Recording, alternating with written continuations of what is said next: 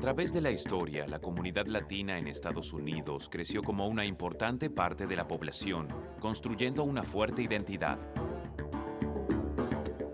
Los latinos representan hoy cerca del 11% de la población total y están consolidando su fuerza política y conciencia social. Muchos son los pioneros latinos que trabajan día a día en el mundo de la política y en el ámbito social de Estados Unidos, transformándose así en las voces de una gran comunidad. El ser latina es quien soy, siempre he sido. Soy mexicoamericana, chicana, latina, hispanoamericana, como me quieran llamar. Lo importante es que para mí es importante ser reconocida por mi origen étnico. Estoy muy orgullosa de mi herencia cultural. Un gran orgullo ser hispano. Como latino hemos superado una barrera enorme en este país. Ser latina en Estados Unidos es una cosa pues que muchos de nosotros tenemos el sueño que la comunidad se puede hacer algo, que podemos hacer algo para dar beneficios para todos. Ser latina es algo muy importante porque representa ese tipo de persona que verdaderamente tiene amor a su familia, religiosa, valores en lo que significa ser tú. Manteniendo siempre nuestras raíces, nuestro orgullo en quién somos, pero entendiendo que para desarrollarse en este país hay que dominar el idioma de este país. A nivel político y social, los latinos ocupan importantes puestos de los cuales dependen los millones de habitantes de Estados Unidos. La doctora Antonia Novello es la comisionada de salud de Nueva York y fue la primera mujer y primera latina en convertirse en cirujana general de Estados Unidos. Como comisionada, debió enfrentar el ataque a las torres el 11 de septiembre del 2001. Yo soy una muchachita de Fajardo, Puerto Rico, y más que nada lo importante de mi familia es que somos pocos. Y tengo una madre que es bien poderosa en el sentido de que tiene 83 años y todavía es la principal de la escuela intermedia. Y el moto de ella siempre fue: la educación es la puerta de salida. Y me empujó toda la vida a tener lo mejor con respecto a mi educación. Y mucho más que nada fue mi maestra de 7º grado, y quiero decirte que no fue divinamente bueno tener a mi mamá como maestra porque yo era el ejemplo de lo que ella esperaba de mi vida. Sin embargo, me empujó y me empujó tanto que básicamente mira dónde he llegado, y así que me siento muy bien. El hecho de haber nacido con una dolorosa y grave enfermedad de colon determinó y marcó por siempre su vocación en la vida. Todos nacemos con algo. Y yo creo que lo importante de haber nacido con algo congénito como nací yo es que tienes dos oportunidades. O completamente te quejas de lo que no puedes resolver, o buscas una solución y sigues tu camino. A los 18 es que me hacen mi cirugía para corregir mi defecto congénito, cuando supuestamente tenía que ser a la edad más temprana, antes de los 8 años de edad. Toda mi vida, hasta la edad de 18, yo pasé casi 2 semanas todos los veranos en el hospital. Y con esa completa presencia siempre de la gente vestida de blanco, pienso yo que eso fue lo que me hizo a mí pensar que medicina era la alternativa de mi vida para poder resolver mi problema. Pero no fue fácil, pero no fue difícil tampoco. Y ese momento me ayudó a mí a tener empatía por los que sufren, buscarle el derecho de salud a los que no saben, tener poca empatía con el que inventa síntomas cuando verdaderamente no tiene enfermedad, y más que nada estar seguro de que mi gente sepa que aún en la ausencia de la mejor medicina, siempre que sepas dónde buscar la información, alguien te va a sacar del problema de salud, porque siempre hay alguien que te va a ayudar. La doctora Antonia Novello estudió en la Universidad de Puerto Rico y recibió su grado universitario en ciencias en 1965. Yo nunca hubiese dejado a Puerto Rico, pero me casé con uno de estos americanos y básicamente los dos nos fuimos a la Universidad de Michigan en Ann Arbor, porque era donde él iba a hacer su residencia en psiquiatría y yo a hacer mi residencia en pediatría. Cuando yo vine a mi entrevista para la Universidad de Michigan, yo jamás sabía lo que era fútbol, yo jamás sabía que el azul y amarillo eran los colores de la universidad. Yo jamás supe eso. Sin embargo, por mera casualidad, el día que fui a la entrevista, yo estaba vestida de azul marino y amarillo. Y yo creo que Michigan creyó que yo ya eso me acumuló bastantes puntos pensando que la nena sabía que esta universidad era azul y amarillo. Jamás. Básicamente tiene que haber sido lo que encontré o lo que me servía en el momento. Luego de una gran carrera y casi sin imaginarlo, en 1989 el presidente George Bush nombró a Antonia Novello como cirujana general de Estados Unidos. Pero sabiendo que estaban buscando al nivel federal lo que consideraba yo la primera mujer jefa de agencia federal, pues yo fui simplemente para la entrevista pensando que me iban a ofrecer una agencia federal. Me preparé totalmente. Cuando fui a la entrevista con el que fue aquella época el secretario de Salud, que fue el doctor Sullivan, él así, punto, me ofreció el puesto de cirujana general y yo casi me muero en ese momento porque yo fui pensando que era una agencia federal, jamás esperando que fuera cirujana general. El 9 de marzo me convierto en la cirujana general de los Estados Unidos, primera mujer y primera latina. Como decimos en español así de los nosotros, yo no quería meter la pata, ni por mi gente, ni por mis mujeres. Y en ese sentido, entonces cuando empiezas a asimilar lo que vas a hacer.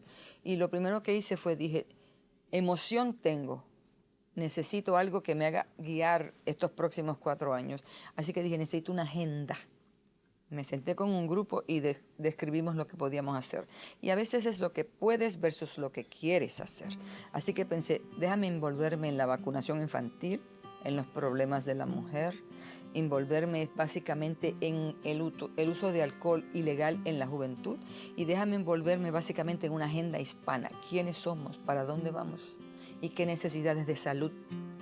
Fíjate, yo nunca he dejado que el negativismo me domine y menos que alguien me haga sentir menos como individuo por el mero hecho de que tengo un acento o soy latina, porque para mí yo hablo con acento, pero yo no pienso con acento. Mucha gente hoy por hoy utiliza el término latino para hacerte sentir como ciudadano de segunda categoría. Y a esa gente yo quiero que tú le digas que lo que es la percepción versus la realidad es lo que hay que discutir primero. Seremos pobres, pero somos orgullosos. No terminaremos toda la educación, pero mantenemos a nuestra familia con el orgullo y el honor que básicamente decide ser latino. No pongo a mi familia ni en el nursing home, ni en la casa de cuido. Yo cuido de mis adultos, yo cuido de mis padres. Yo le doy respeto a mi padre y un beso en su frente es el honor más grande que puedo darle. No tiene que ver nada con otra cosa que no es, usted le da respeto a su familia. Así que a los que están subiendo en la nueva generación, siéntase orgulloso de lo que usted es. No trate de confundirse con todo lo que es americano y no latinoamericano en este momento. Lo mejor suyo, enséñalo a su prójimo. Y lo mejor de su carácter, tráigalo a colación. Por primera vez América se dé cuenta de lo que es ser latino. Es una adquisición maravillosa para la fábrica de este país y no necesariamente algo que lo disminuye. Y aun cuando estés llegando a la cumbre, no te olvides de continuarle enseñando a tus hijos lo que es ser latino, lo que es ser Menéndez y lo que es ser Méndez. Aprende lo que eres, valóralo, enséñaselo a tus hijos y más que nada respétate a ti mismo para que a su vez ellos y el país te respeten a ti. No hay nada más maravilloso que un latino que sabe lo que es y más que nada que respeta su valor y su raza. Y subo inmediatamente al piso de arriba donde puedo mirar directamente las 2 torres. En ese momento no sabes lo que está pasando. Oyes la gente en la radio diciendo estoy en el piso tal y tal, estoy viendo a esta gente, todo perfectamente bien. Cuando miro, veo este avión que viene directamente hacia la torre y noto cuando la traspasa. A pesar de contar con menos acceso a los servicios de salud, el promedio de vida del hombre latino en Estados Unidos es de 73 años, mientras que el del americano es de 69. La mujer americana vive en promedio hasta los 72 años y la mujer latina vive 7 años más. Me preocupa mi raza hispana porque están teniendo un mensaje que me preocupa y el mensaje es que me están diciendo somos la mayoría. Pero para mí la mayoría, sin educación y sin salud, es inconsecuente. Y si vamos a controlar el país para el 2050, 1 de cada 5 hablando español, necesito que estemos educados y saludables, porque los muertos no votan. Además, a la mujer latina se le ha enseñado que su familia es primero, Y por lo tanto, ¿cómo invertir $50 en una mamografía que puedo utilizar para mandar a mi hijo a la escuela, comprarle un regalito, hacerle su cumpleaños, su comidita? ¿Qué importa mi salud? Mi familia es primero. Hay que remover esa culpabilidad de la mujer latina y decirle que cuando su salud no está buena, la salud de la familia donde vive no está buena tampoco. Me preocupa la diabetes. Digamos que 10% de los latinos tienen diabetes, pero sin embargo, 25% la tienen y no lo saben. Entonces, ¿qué pasa? Nuestros niños están creciendo hacia el lado, pero no creciendo hacia arriba. El asma es increíblemente importante. 1 de cada 8 latinos tiene asma. Y aquí en Nueva York, 13% de mi grupo latino tiene asma. ¿Qué pasa entonces? Asma, sintomatología, faltas a la escuela, faltas al trabajo. ¿Y qué pasa? El ciclo vicioso de falta de educación se perpetúa.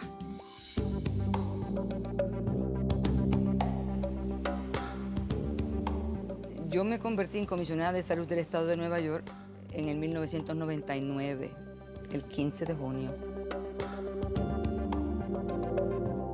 Hay cosas que no te preparan en la escuela de medicina y hay cosas que cuando ocurren me doy cuenta de que lo que responde es tu deseo de ayuda después que te recuperas de tu deseo de fuga.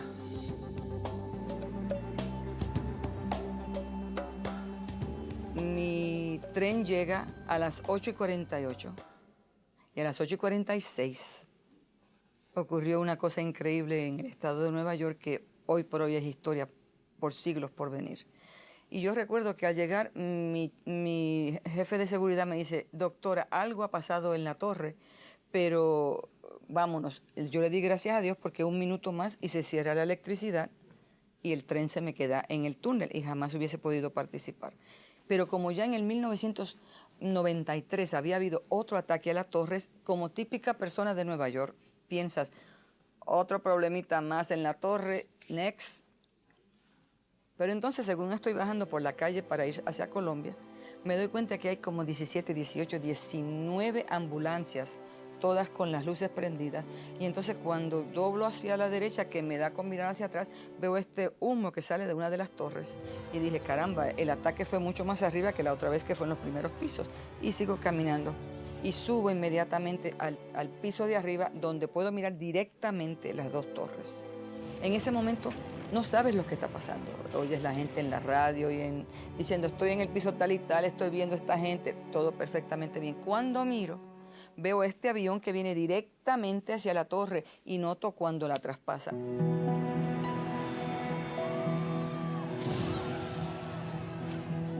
En ese momento te juro que pensé, no sé ni lo que está pasando. Ponemos entonces la televisión y vemos entonces que el Pentágono ha sido atacada. Y en ese momento yo en mi mente pensé, esta es la Tercera Guerra Mundial. En ese momento, ser humano, tú quieres salir corriendo, buscar tu familia, salvarte de lo que está pasando y entonces realizas que tú eres la comisionada de salud del estado de Nueva York, en donde miles de gente va a estar dependiendo de lo que tú piensas y estás distante mirando unas torres que cuando entonces vuelves a mirar, ves a empezar que como la película The Fog, ves que se caen las torres y este humental sale corriendo y te das cuenta de que, Dios mío, algo grande ha pasado. ¿Qué vamos a hacer?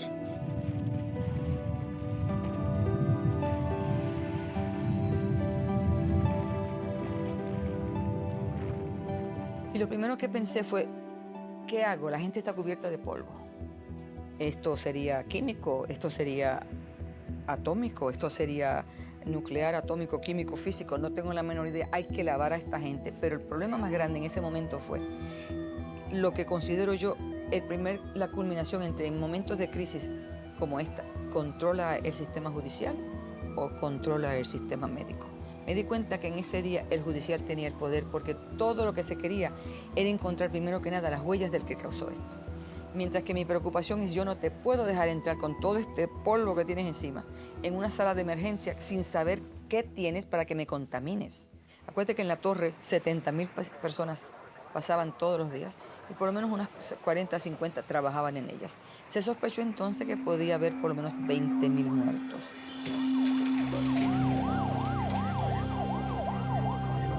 Eso fue un momento tan angustioso que no te puedo decir lo que yo pensé.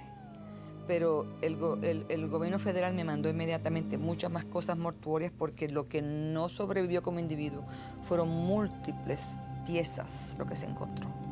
Así que al final fueron 2.792 personas muertas, pero todavía al final teníamos 19.000 personas en fragmentos que todavía no habían sido identificados.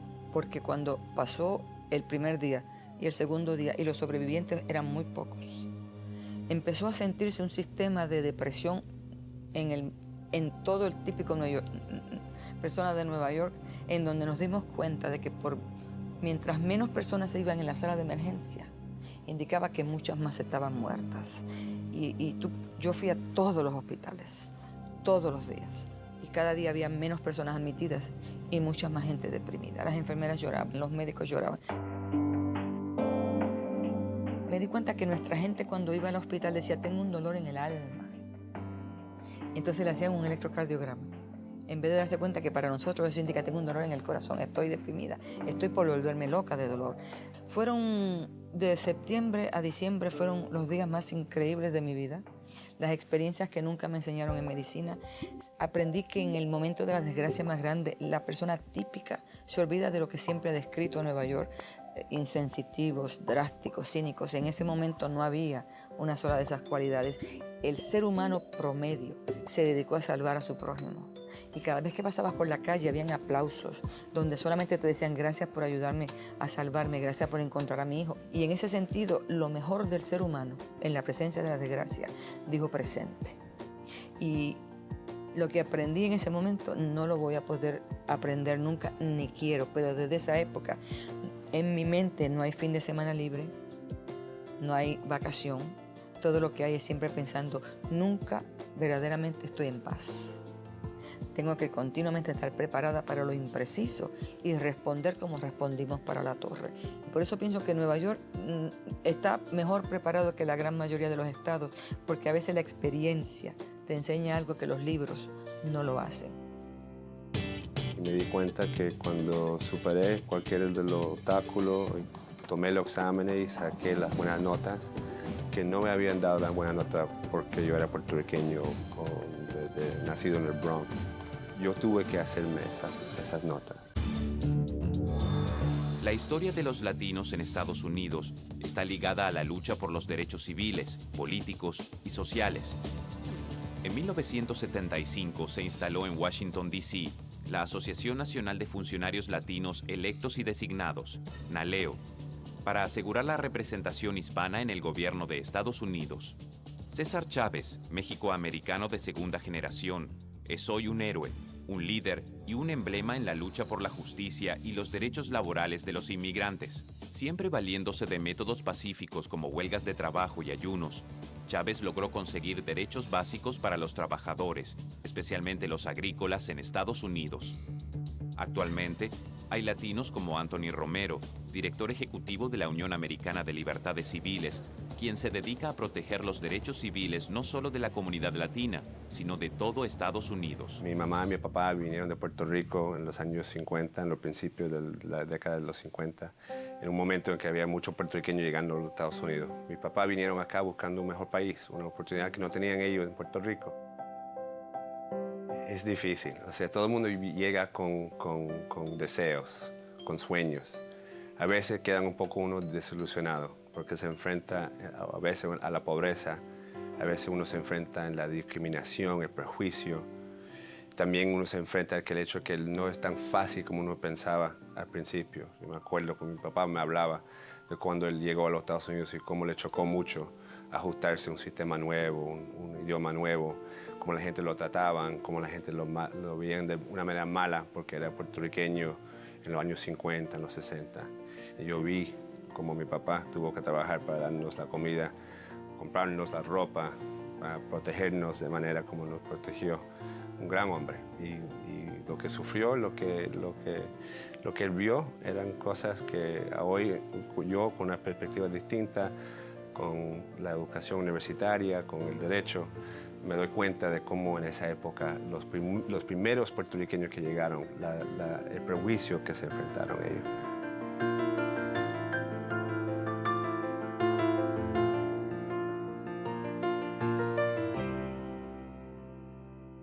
Mi papá y mi mamá son personas tremendas. Ninguno de ellos acabaron la escuela secundaria, pero son dos de las personas más educadas y más brillantes que yo he conocido. Ellos siempre tenían la perspectiva que mi hermana y yo podíamos superar.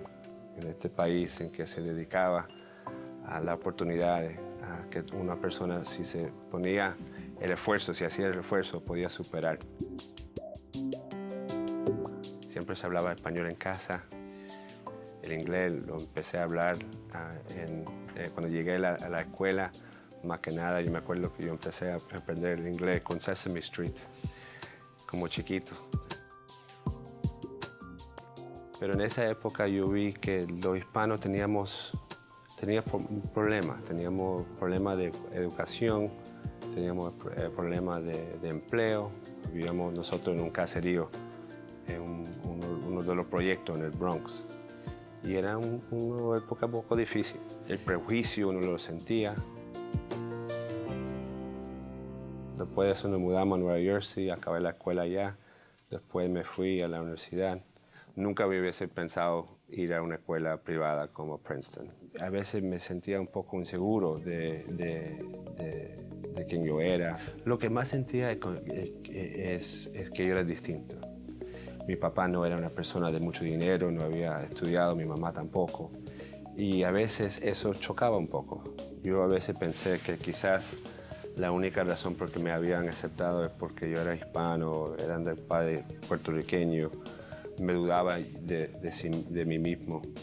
Pero me puse a estudiar y me di cuenta que cuando superé cualquier de los obstáculos, tomé los exámenes y saqué las buenas notas, que no me habían dado la buena nota porque yo era puertorriqueño o nacido en el Bronx.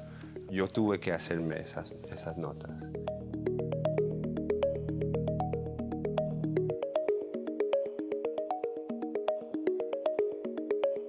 Pero al fin y al cabo uno coge aún más cariño y más orgullo en su familia. Porque yo había pensado después de un poco de tiempo me di cuenta, mira, si es que yo llegué acá es porque mi mamá y mi papá me ayudaron tanto más que los padres de mis colegas y de mis compañeros de cuarto. Quiere decir que mi papá y mi mamá hicieron mejor trabajo, mejor labor, porque empezamos de mucho más atrás y hemos llegado a donde están ellos. Yo desde chiquito siempre supe que quería hacer algo con mi carrera para poder ayudar. No sé, al principio quizás mi mamá pensaba que iba a ser un cura y ahora soy un abogado. Pero un abogado para los pobres, como le digo a ella, ¿no? Defendiendo a los derechos, a los desposeídos. Yo creo que son pocas las personas que han tenido la oportunidad que yo he tenido. Que tengo una suerte que me han dado acceso a las mejores universidades, tengo algún éxito a nivel profesional y ahora me toca volver alguno de esos éxitos a la comunidad. Y como abogado, lo que tenemos como abogados es tenemos las herramientas de tratar de asegurar la justicia para todas las personas. Para mí es una obligación de los abogados.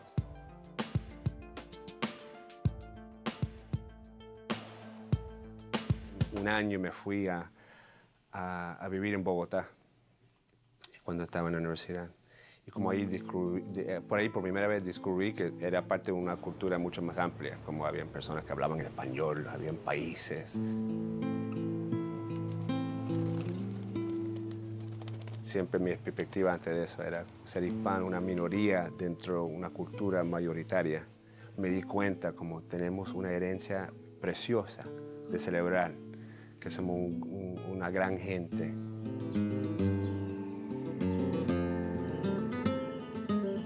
Me abrió los ojos. Sí, yo regresé mucho más consciente de quién yo era y como me dio orgullo por primera vez de ser hispano.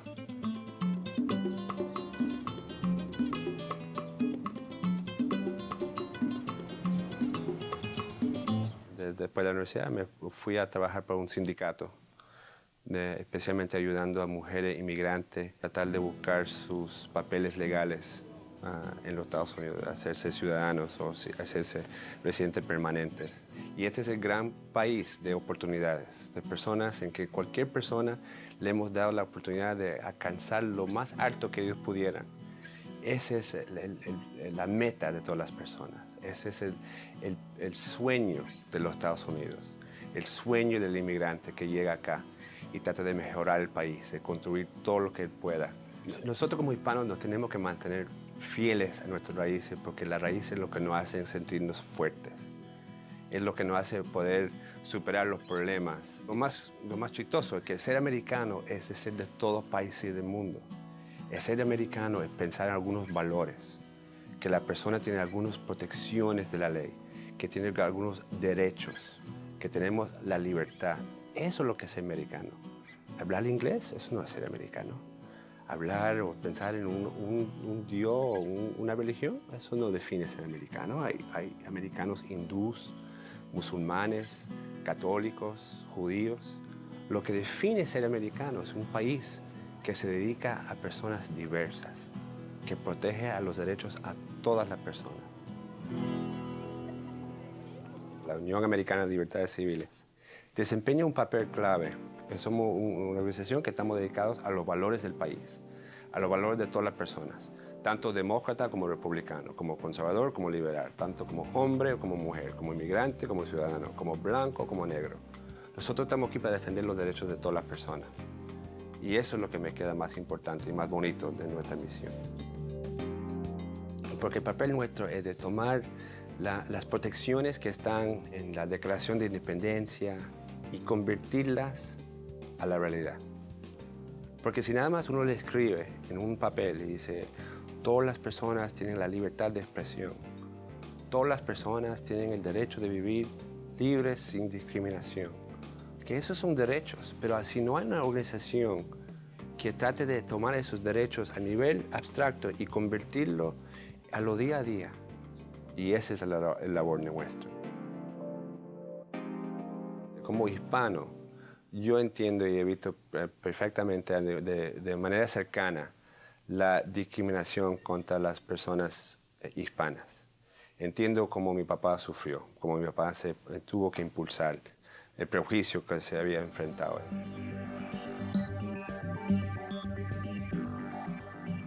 Como persona gay es muchos de los mismos temas. Yo le digo a mi mamá es muy católica, muy religiosa, y a ella no le gusta mucho la idea que yo soy una persona gay, lo ha aceptado, pero le choca un poco. Quizá mi mamá sí tenga la capacidad y el derecho de decirme cómo ella quiere que yo cómo debo vivir mi vida, pero el gobierno no tiene el derecho. Y es una decisión, es una distinción muy importante que no debemos dejar que el gobierno articule razones para la discriminación. No es justo. Porque si lo toleramos, para la discriminación, si toleramos la discriminación contra la comunidad gay, lo vamos a ver todavía en la comunidad hispana, la vamos a ver en la comunidad afroamericana, la vamos a ver contra las mujeres. Por eso es que este país se tiene que asegurar que ninguna persona viva con la discriminación. Me ha tocado cubrir noticias en una época donde han ocurrido cosas extraordinarias. Me ha tocado vivir la historia. Pude ser el primer cubano-americano de servir en el gabinete del presidente Bush. Además de eso, pude ser uno de los muy pocos hispanos que han servido en un gabinete presidencial.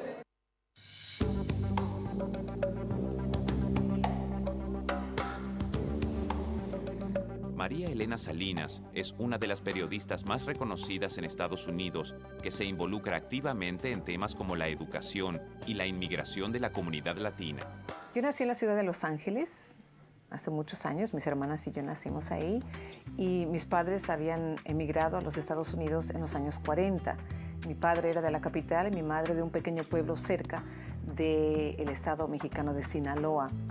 Cuando era muy pequeña, cuando tenía solo 1 año de edad, nos fuimos a vivir a México. Así es que viví en la Ciudad de México hasta los 8 años. Y después regresamos a Los Ángeles, donde viví prácticamente toda mi vida, hasta que mi trabajo me llevó a la ciudad de Miami. Llevo 15 años viviendo en Miami. Pero sí crecí en un ambiente bilingüe bicultural, en una ciudad donde los mexicanos siempre han tenido una presencia muy fuerte. Este país no puede identificarse si no fuera por sus inmigrantes. Y en este momento por la mayor minoría que hay, que somos los hispanos. Este país no sería lo que es en este momento si no fuera por la influencia de los hispanos. Vemos la influencia latina no únicamente en el nombre de las ciudades y de las calles a lo largo y ancho del país, sino que hoy en día en prácticamente todos los aspectos de la vida cotidiana se ve la influencia latina, en la música, en la comida, en la política. Así es que la influencia es no únicamente política y social, sino cultural también. Definitivamente inmigración es un tema que me apasiona, siempre me ha apasionado. Mi padre fue indocumentado y la historia de mi padre, que no es el prototipo de un indocumentado, un hombre que hablaba 6 idiomas, un hombre muy letrado que tenía un doctorado en filosofía. Yo creo que todos los latinoamericanos que llegan a los Estados Unidos llegan con ilusiones. Es más, yo creo que todos los inmigrantes de cualquier país del mundo llegan a los Estados Unidos con la idea de que están llegando al país más poderoso del mundo, al país más fuerte, más rico y más influyente del mundo. Para todos la experiencia es distinta. Hay quienes tienen la fortaleza para poder superarse y para poder llegar a hacer algo de su vida a pesar de la adversidad, y hay otros que la pasan muy mal, francamente.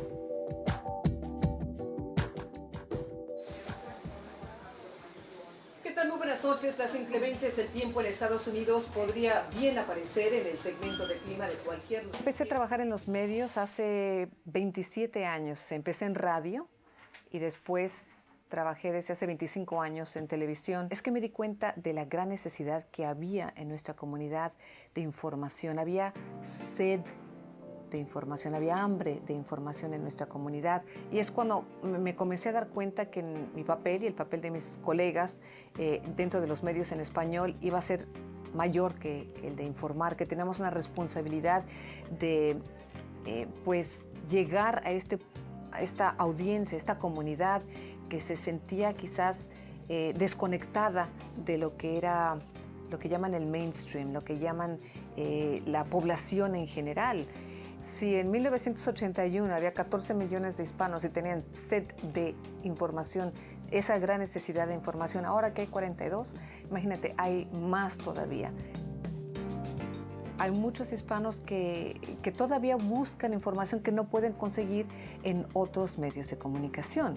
Para poder enterarse, por ejemplo, lo que está ocurriendo en términos de la inmigración en este momento, eso puede depender de los canales en inglés, porque ahí lo que van a ver es un lado de la historia. Me ha tocado cubrir noticias en una época donde han ocurrido cosas extraordinarias. Me ha tocado vivir la historia. En el momento que estás cubriendo ese evento o entrevistando a esa persona que es la figura del momento, pues son las figuras más importantes del momento y es el evento más importante. Y después viene otro que resulta que superó al anterior. Por eso siempre se me ha hecho muy difícil el definir uno como el más importante.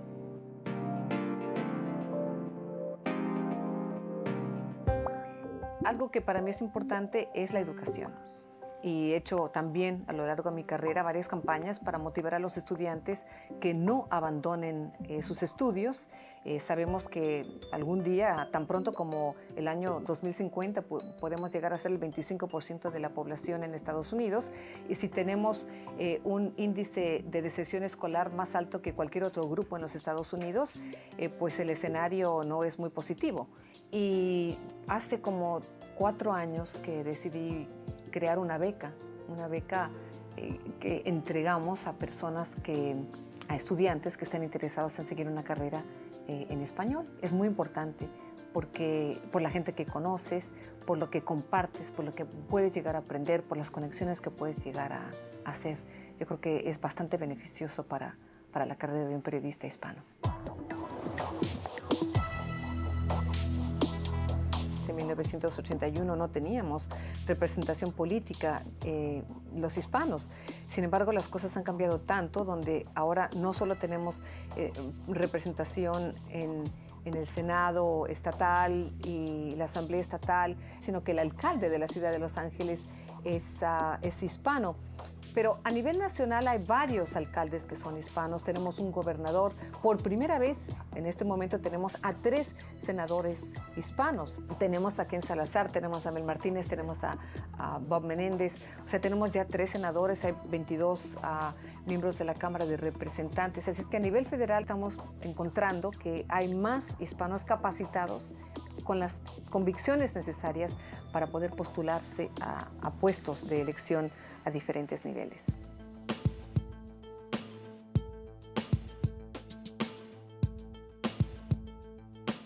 Mi carrera política comenzó tarde en mi vida, pero ha sido de gran satisfacción para mí el poder participar en la vida pública de este país. Primero como alcalde, fue el primer atento que hice a la política y me dio mucha gratificación que fui electo, aunque no fui electo en un lugar donde la mayoría es hispana. Así que fui electo por una mayoría que no era de mi gente. Mel Martínez nació el 23 de octubre de 1946 en Sagua la Grande, Cuba. Llegó a Miami en 1962 en la Operación Peter Pan, un programa de la Iglesia Católica que trasladó a Estados Unidos 14,000 niños y jóvenes cubanos. Los Estados Unidos es un país muy abierto, donde el inmigrante, personas como yo que llegamos aquí de otro país, pero nos podemos desarrollar a plenitud de nuestras facultades. Es muy importante, por supuesto, que aprendamos lo que es este país, aprendamos las funciones de la cívica de este país, lo que es la sociedad civil de este país, lo que es el dominar el idioma de este país, que es el inglés, manteniendo siempre nuestras raíces, nuestro orgullo en quién somos, pero entendiendo de que para desarrollarse en este país hay que dominar el idioma de este país. En 1973 se graduó del Colegio de Leyes de la Universidad del Estado de Florida. Que yo he sido en este país una persona que me siento muy bendecida, muy dichoso de que haber estado aquí y haber tenido la oportunidad de desarrollarme en un país donde las leyes son las que rigen y no la persona. Un país donde se protegen los derechos de las minorías, donde se protegen los derechos de todos. Pude ser el primer cubano-americano de servir en el gabinete del presidente Bush. Además de eso, pude ser uno de los muy pocos hispanos que han servido en un gabinete presidencial. Creo que somos menos de 4 o 5 en la historia del país. El voto es importantísimo porque ahí es que se hacen las personas. Yo recibí una votación enorme por parte de la comunidad hispana en el estado de la Florida y ahí fue que yo logré ser senador por el estado de la Florida. Y entonces ahora yo pues me dedico a servir a las personas, tratar de mejorarle la vida a los demás, tratar de que las oportunidades que yo tuve en mi niñez, en mi juventud, cuando llegué aquí de 15 años, que otros puedan tenerlas en sus vidas para que también puedan llenar sus propios sueños. Me da gran gusto en haber sido el primer senador hispano en la Florida, pero que al mismo tiempo eso puede abrirle las puertas a muchos otros a que puedan también llenar sus sueños, bien sea en la vida cívica o en la vida privada. Fue muy difícil. No es que mucha gente siempre quieren apoyar al latino o latina, y especialmente a la mujer. La influencia de los latinos en Estados Unidos se fue entrelazando año tras año, generación tras generación, pero los pioneros son los que marcan la diferencia, al igual que los grandes hechos escriben la historia. En 1929 se fundó la Liga de Ciudadanos Latinoamericanos Unidos, LULAC, con el objetivo de defender los derechos de los hispanos en Estados Unidos. Y una gran defensora de los derechos de los trabajadores agrícolas es Dolores Huerta, quien siendo abogada se volvió una de las portavoces más visibles de la United Farm Workers, asociación que fundó con César Chávez en 1962. Huerta tomó parte en forma protagónica del Comité de Trabajadores que negoció un acuerdo colectivo con una corporación agrícola por primera vez en Estados Unidos. Hoy hay mujeres latinas con la misma vocación de servicio, como Hilda Solís, congresista del Distrito 32 del este de Los Ángeles. Nací en Los Ángeles, pero mis padres salieron de Los Ángeles porque quisieron ellos a tener más amplios espacio para sus hijos y mejor educación.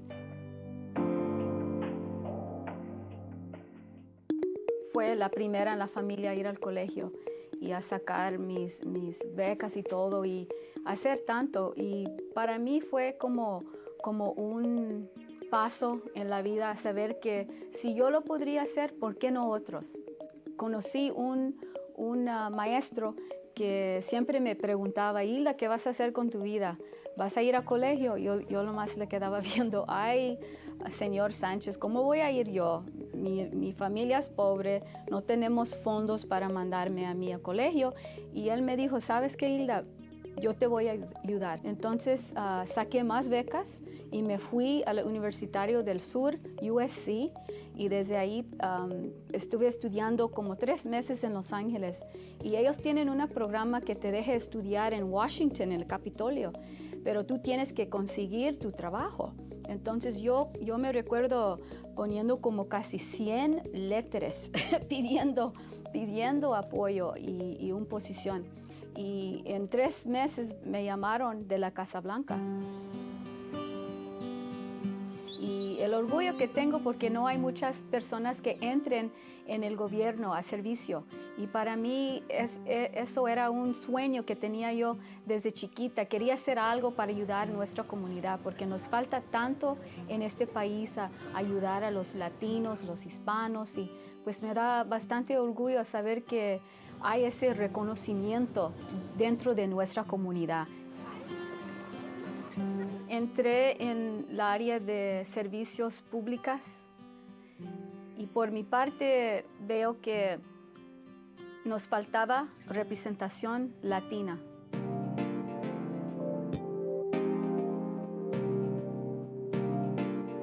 Me siento muy orgullosa de ser una de las primeras latinas en la historia de California a ser elegido en el Senado. A ver que soy latina, nacida aquí en Los Ángeles, y saber que yo vine de una familia muy humilde y a tener este puesto y a poder ayudar. Nosotros como hispanos, latinas, siempre tenemos que trabajar mucho más, 3 veces más. Mujer, latina y de una comunidad pobre. Lo que me da bastante gusto en mi posición es la oportunidad de estar ahí con otras personas, mujeres o hombres en el Congreso o miembros del Senado también, diciendo que nosotros también lo podemos hacer. Aquí no se hace nada sin trabajar. Entonces, mi mensaje para los jóvenes hispanos es que se enfocan en sus estudios. Aquí hay mucha oportunidad a tener diferentes carreras y ojalá seguir en eso, pero sabiendo bien quiénes son ellos y que tienen, si ya llegan en una posición alta, que no se olviden de la comunidad.